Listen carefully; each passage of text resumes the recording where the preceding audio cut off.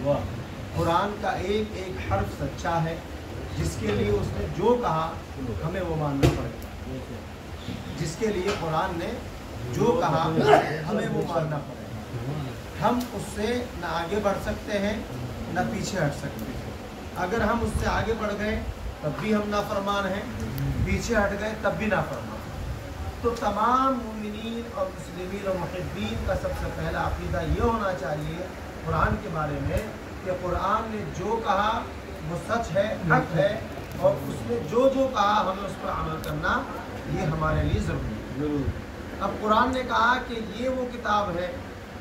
अगर आप लोग अरबी जानते हैं तो आप देखिएगा या किसी अरबीदा से पूछिएगा कि अरबी में ये की अरबी क्या बनती है, अरबी की ये की अरबी क्या बनती है। सुभान अल्लाह, क्या कहने। जब आप देखेंगे कुरान की रूह से तो कुरान ने ये बताया कि ये की अरबी हादा बनती है। क्या हादा, छोटी है तो चश्मे वाली है, दाल अलिफ हादा।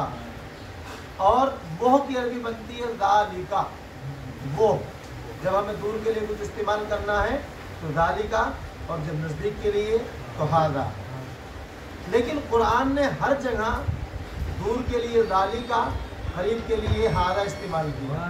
लेकिन वाहिद एक ही आयत ऐसी है जिसमें अल्लाह ने इरशाद फरमाया ज़ालिकल किताबु ला रैबा फीह। ये किताब वो किताब है जिसमें कोई रैब नहीं, कोई ऐब नहीं, और ये हिदायत करती है मुत्तकीन को।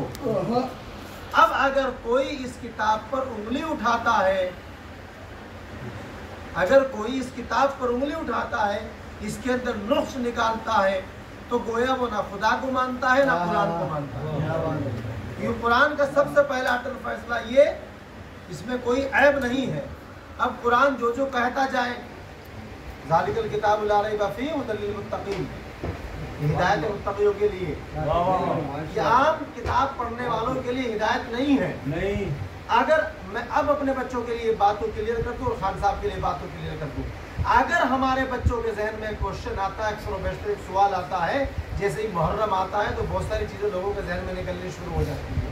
वो कहते हैं भाई ये जो आपने काले कपड़े पहन लिए, ये जो आप इमाम को रो रहे हैं, इमाम के लिए सीने को कूट रहे हैं, इमाम के लिए सर को पीट रहे हैं, क्या ये जो और हमारे मुल्क में, हमारे देश में, हमारे महल्ले में, हमारे इलाके में इतने बड़े बड़े हाफिज कुरान हैं, तवज्जो रखना, हमारे यहाँ इतने बड़े बड़े मौलवी कुरान हैं, हमारे यहाँ इतने बड़े बड़े शेख कुरान हैं, हमारे यहाँ मुफ्ती कुरान है, क्या ये चीज़ उनको नज़र नहीं आई।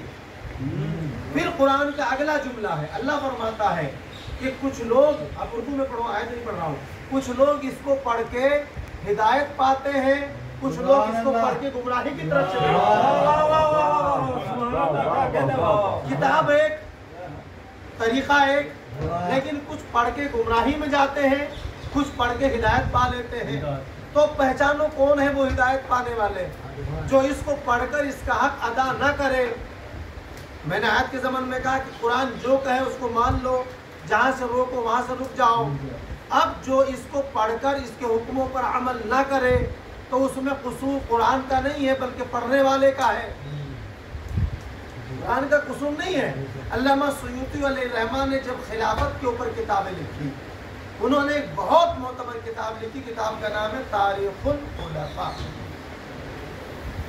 अगर कोई नोट करना चाहे तो नोट करें, तारीखुल खुलफा। उस पूरी किताब के अंदर उन्होंने बाब बांधे, चैप्टर बांधे अलग अलग। ये हज़रत अबू बकर का चैप्टर है, ये हज़रत उमर का चैप्टर है, ये हज़रत उस्मान का चैप्टर है, हज़रत अली का चैप्टर है। उन्होंने अलग अलग उसका चैप्टर बांधे, जितने खुलफा है उन सबकी उन्होंने उसमें हिस्ट्री लिखी। जब वो मौलाए कायनात की हिस्ट्री लिखते हैं, लिखते लिखते लिखते लिखते वो यहाँ पर पहुँचते हैं, और उसके तर्जमे भी दो हैं। वो किताब चूँकि अरबी में है, उसके तर्जमे दो हैं उर्दू में। एक तर्जमा मौलाना अरमान सरहदी देवबंदी अकीदे के हैं, उन्होंने लिखा है, उन्होंने किया है। और जो बरेलवी अकीदे के हैं उनका नाम है शम्स बरेलवी, अल्लामा शम्स बरेलवी, उन्होंने इसका तर्जमा किया है। लेकिन जिन्होंने जहाँ जो तर्जमा किया, मेरी उस